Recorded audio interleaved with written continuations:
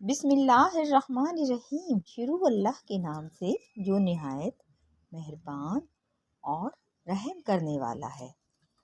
اللہم صلی علی محمد وعلی آل محمد کما صلیت علی ابراہیم وعلی آل ابراہیم انک حمید مجید۔ اللہم بارک علی محمد وعلی آل محمد کما بارکت علی ابراہیم وعلی آل ابراہیم انک حمید مجید۔ السلام علیکم ورحمۃ اللہ وبرکاتہ۔ صحیح بخاری حدیث نمبر 131۔ رسول اللہ صلی اللہ علیہ وآلہ وسلم نے ایک مرتبہ فرمایا، درختوں میں سے ایک درخت ایسا ہے جس کے پتے کبھی نہیں جھڑتے اور اس کی مثال مسلمان جیسی ہے۔ مجھے بتلاؤ وہ کیا درخت ہے؟ تو لوگ جنگلی درختوں کی سوچ میں ہو گئے اور میرے دل میں آیا کہ میں بتلا دوں کہ وہ کھجور کا پیڑ ہے۔ عبداللہ کہتے ہیں کہ پھر مجھے شرم آ گئی اور میں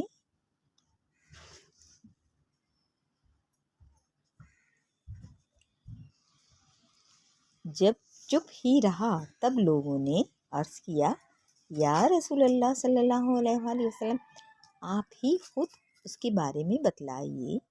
آپ صلی اللہ علیہ وسلم نے فرمایا، وہ کھجور ہے۔ عبداللہ کہتے ہیں کہ میرے جی میں جو بات تھی وہ میں نے اپنے والد عمر رضی اللہ عنہ کو بتلائی۔ وہ کہنے لگے کہ اگر تو اس وقت کہہ دیتا تو میرے لیے ایسے قیمتی سرمائے سے زیادہ محبوب ہوتا۔ صحیح بخاری حدیث نمبر 132۔ حضرت علی رضی اللہ عنہ سے روایت ہے کہ میں ایسا شخص تھا ان میں جسے جریان وضی کی شکایت تھی، تو میں نے اپنے شاگرد مقداد کو حکم دیا کہ وہ رسول اللہ صلی اللہ علیہ وسلم سے دریافت کریں، تو انہوں نے آپ صلی اللہ علیہ وآلہ وسلم سے اس بارے میں پوچھا۔ آپ صلی اللہ علیہ وسلم نے فرمایا کہ اس مرض میں غسل نہیں ہے، ہاں وضو فرض ہے۔ صحیح بخاری حدیث نمبر 133۔ ایک آدمی نے مسجد میں کھڑے ہو کر عرض کیا، یا رسول اللہ، آپ ہمیں کس جگہ سے احرام باندھنے کا حکم دیتے ہیں؟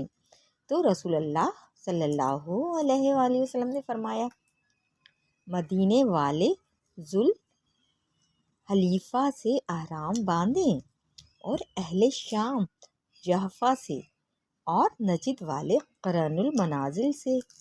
ابن عمر رضی اللہ عنہما نے فرمایا کہ لوگوں کا خیال ہے۔ صحیح بخاری حدیث نمبر 134۔ ایک شخص نے آپ صلی اللہ علیہ وآلہ وسلم سے پوچھا کہ احرام باندھنے والے کو کیا پہننا چاہیے؟ آپ صلی اللہ علیہ وآلہ وسلم نے فرمایا کہ نہ قمیص پہنے، نہ صافہ باندھے اور نہ پاجامہ، اور نہ کوئی سرپوش اوڑھے، اور نہ کوئی زعفران اور ورس سے رنگا ہوا کپڑا پہنے، اور اگر جوتے نہ ملے تو موزے پہن لے اور انہیں اس طرح کاٹ دے کہ ٹخنوں سے نیچے ہو جائیں۔ صحیح بخاری حدیث نمبر 135۔ رسول اللہ صلی اللہ علیہ وآلہ وسلم نے فرمایا کہ جو شخص حدث کرے اس کی نماز قبول نہیں ہوتی جب تک کہ وہ دوبارہ وضو نہ کر لے۔ حضرت موت کے ایک شخص نے پوچھا، یہ حدث ہونا کیا ہے؟ آپ صلی اللہ علیہ وآلہ وسلم نے فرمایا کہ پاخانے کے مقام سے نکلنے والی آواز یا بے آواز والی ہوا۔ Thanks watch Please like, subscribe, share and comments. جزاک اللہ خیرہ.